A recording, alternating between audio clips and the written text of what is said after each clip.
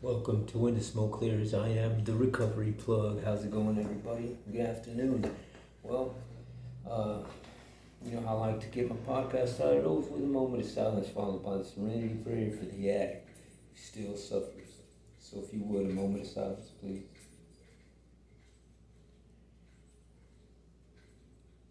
God, grant me the serenity to accept the things I cannot change, the courage to change the things I can, and the wisdom to know the difference. Okay. Well, how's it going? Yeah, it's a pretty good day today. Man, I woke up a little tired today for some reason. I guess I did a lot of, I did a little bit of some good walking yesterday, and which is good. I mean, walking's always good for you. A little exercise don't hurt, but just me just getting back into the walking mode. I don't know if a lot of you don't know this, but so maybe some of you do. I was in a wheelchair for a good while, and I just recently got off the wheelchair. Had to walk with a cane for a little bit, and then I'm gradually walking. I mean, I'm walking now, and it's just been a little bit of a struggle. You know what I mean? You don't know how much you need the muscles in your body once you don't have use of them for a minute.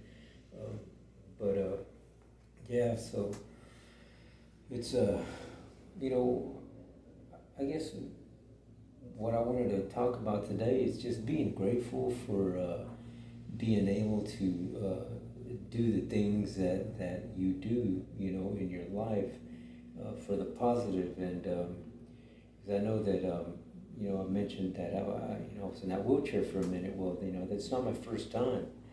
I was in the wheelchair twice in my life, and the first time was, I had to have brain surgery done at one point in my life, and I wasn't able to walk after the surgery. It was just something that happened all of a sudden. You know what I mean? I didn't know that I was sick. I didn't know that anything was wrong with me because I've always been this. I was always a person who was involved in exercising and trying to eat as well as I could and maintaining a healthy lifestyle.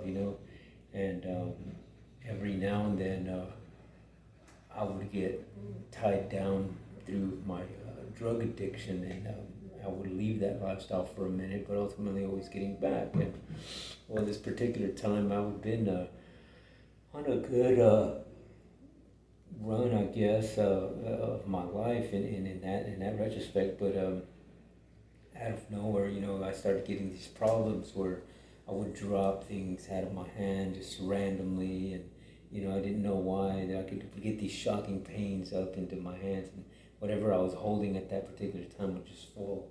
Sometimes I couldn't hold up a glass of water. Sometimes I couldn't even hold up, a pair of glasses or a book, anything like that. And so it got to a point where it was a little, it was affecting my work at that particular time. And, and I used to have a HVAC business that, they did a lot of commercial work and that sort of thing. But I found myself, dropping things when I was up on a lift, perhaps, or doing something, semi-dangerous in the working field, and you can't just be dropping things at random. You know what I mean? And so I decided to go to the doctor, and I gotten. They had told me that after a couple of X-rays, MRIs, and that sort of thing, said that I had these cysts developed up in my spinal cord, and they were restricting my brain fluid from flowing properly, and the cysts were growing in my spinal cord, getting bigger and bigger and bigger, and they said, I was like, well, what do I have to do? I mean, what are you gonna give me a shot, give me some medication? What needs to be done so we can get rid of this? And the doctor looks at me and he says, well, fortunately, Mr. Flores, there's nothing you can do right now. He goes, we can do, there's two options you have. One is to get a surgery to remove this is from your spinal cord, but that's a very risky surgery, and that's they're giving me a probability of about 80. You know, it's like a 40% or chance that you'll succeed in getting it all out. So it is that the numbers don't look real good. And then the next option was to, according to them, they went in and shaved the base of my skull down. It would relieve the pressure and allow the fluid, the spinal fluid, to flow correctly. So it was either one of those two, and if you didn't do nothing at all, well, then eventually they'll get big enough and they'll just damage your nerves, and you could wind up just being paralyzed. And so I decided that I was going to go ahead and go with the second option. And before I had that surgery, they told me that goes, well, here's the deal. When it's possibility that you may lose your senses, it may be one, it may be all of them, and you might use the use of your limbs, and it just is because it was affecting the part of the brain that deals with those senses and stuff. So nonetheless, I went through the surgery, got out, and once it was all said and done, I couldn't walk.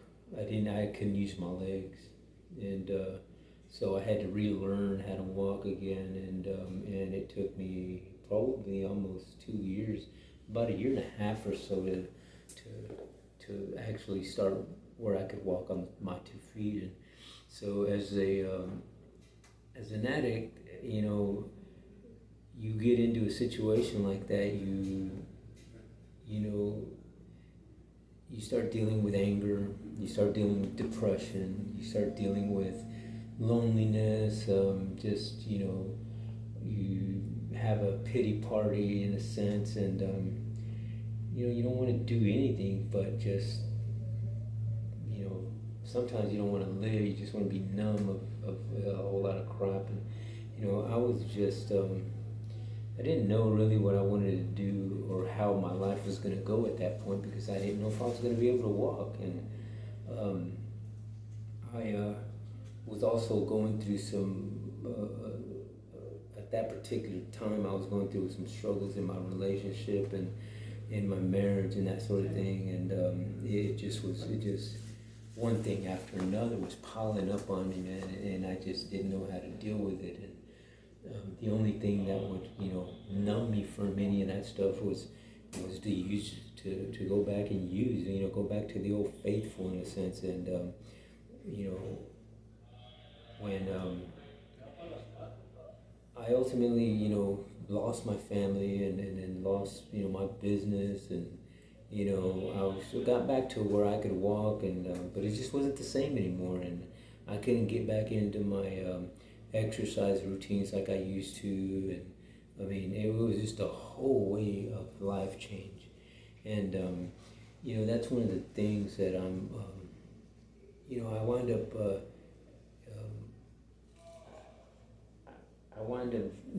relapsing, and that relapse lasted about 5 years. And man, was it terrible. It was tough.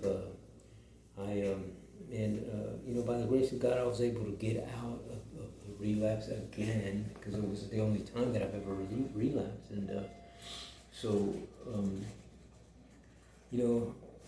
every time that you use or you go back to whatever addiction that you're addicted to, and then you go back, when you get out and then you go back to it, it's never the same. And either is the part when you get back out, you know what I mean? And because there's been times in my life that I have been sober and that sort of thing, and some things I did and some things I didn't do to maintain that sobriety. And what I being as old as I am now, man, because I've been involved in drugs and alcohol since I was since I was a little kid, and I mentioned it before. My first drink and my first taste of drugs was in the first grade, and I did drugs and alcohol ever since, and throughout my life, and most of it was to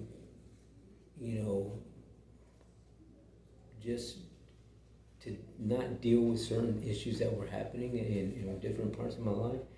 And this last go around in my last relapse, and it was just terrible. Nothing was good about it at all. I mean, I could sit here and analyze every single day that I was in that relapse mode, and nothing ever was good. Everything, there was no high points. You know what I mean? Everything was just declining slowly. Everything declined slowly, from my health to my drive to my, just that every day,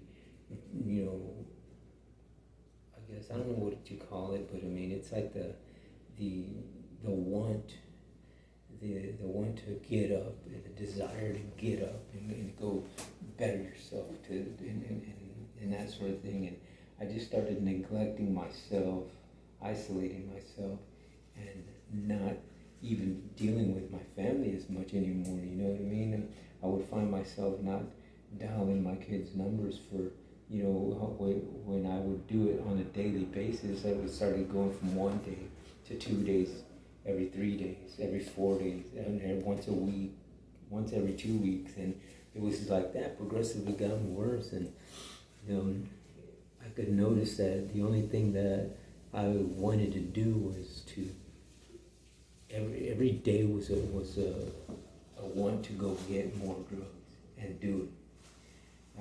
That's what my day consisted of, and it was not a good way to live, that's for sure. But by the grace of God, I was able to return back into the world of recovery and positivity, and back into my spirituality realm, and that is one of the things that I'm grateful for. I mean, I'm grateful for all of it. But I'm excited about this time around because I feel like I'm smarter I feel like my mind is a little bit more clear than the last time. I feel like the smoke has cleared for me totally this time. Because I know that there were a few times in my past relapses that, in my past, sobriety stints, that I knew that deep down I knew that I was going to use it. I just knew it, and because I just, I don't know. You just know. I don't know how to explain that, but when you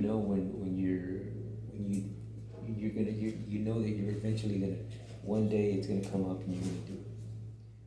And I haven't felt like that this time around, and I hope that I continue to do that, because there's a few things that I've incorporated into my sobriety run this time, and that's one of them is doing these podcast videos, and that keeps me really engaged. You know what I mean? It's therapy for me, so it keeps me engaged, and I feel like this is a thing that I need to do. I'm passionate about it. I care about doing it, and I care about helping somebody else, because I know exactly how it is to be in that dark, deep realm of addiction and anger and depression and just negative things, that wave of negative life. And but I these podcast videos is one way that I'm able to maintain my sobriety and my spirituality and my drive. I got drive now to do things.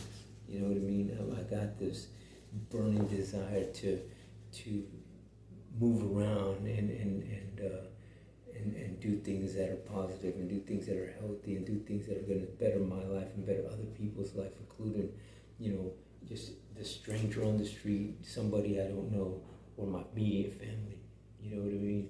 So I'm excited about some things that I'm working on. And, one of the things is I'm trying to get this podcast where it's a little bit more interactive, I guess, and I'm gonna try and start doing things with other people and interviews and that sort of thing, and maybe be myself going and being a guest on other people's platforms, and I try to do meetings around town where I'm out there, spreading my story and that sort of thing, and it's a good thing for me, and I encourage you guys to perhaps maybe do that on your journey of recovery and sobriety. And there's another thing that I'm doing now is I'm reading a whole lot more. I'm doing a lot of reading.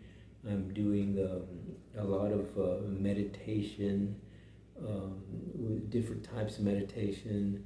I mentioned the other day that I was doing the solfeggio meditation, and that one really is key for me, because it's maybe it has awakened in my my soul, my spiritual being, my grounded in my. I feel the energies of the things around me in the world and stuff like that. I don't know, it's hard to explain, but it has woken up something inside of my heart and my soul that I'm glad that I'm doing that also, and I'm also engaging in my faith-based community a whole lot more than I did in the prior times of sobriety. I'm attending my local church. I'm going to different churches and just hearing different people's stories and different words and sermons and that sort of thing. So that's really been helpful too. And I'm interacting more with positive people and people that are in the sober community. And I'm attending a few extra meetings, and I'm also doing quite a few podcasts of people that I follow, and I'm on the daily I'm listening to their stuff, and so all this stuff all into one is just really helping me out, and into to stay in that sober realm. And the VA, I'm a veteran, and the VA has also supplied me with some really helpful resources. So I'm assigned now to a couple of peer support groups through the VA, and also a couple of counselors, psychiatrists that I go see now, and now I'm taking a little bit of medication for my PTSDs and my dreams and that sort of thing. So everything kind of seems to be molding up into something positive. And for an example, I'll just give you an example today. I'll go to my peer support group, and we had it at a different location this time. It wasn't at the VA hospital office or anything like that. So it was at a restaurant, and we get to this restaurant, we order, everybody orders, and I'm thinking that I guess I misunderstood somebody from our previous meeting. I knew that we were having it at the restaurant, but I thought that I thought that the VA was taking care of the bill, right? So I didn't worry about it, and I didn't take any money with me. And I just happened to, get there and I'll order like if I was, if I had $100 in my pocket. So it was weird because, and I didn't. It was the first thing from my mind, So I was just there and enjoying myself, interacting with the rest of the peers, the rest of the folks at the peer support group. Everybody's sharing a little bit of how their week is, and how they're struggling and what they're doing and that sort of thing. So we're all sharing, interacting, and it's a great time. And it's time to leave, and everybody getting in line to pay, and I'm like, oh crap. So I start texting my daughter. I'm like, send me some money through Cash App because I forgot my wallet and I didn't bring no money with me. Da da da, and so they sent me some money through the Cash app, and that but right before I was gonna get up to pay, the guy in front of me is like, hey man, don't worry about it, I got you.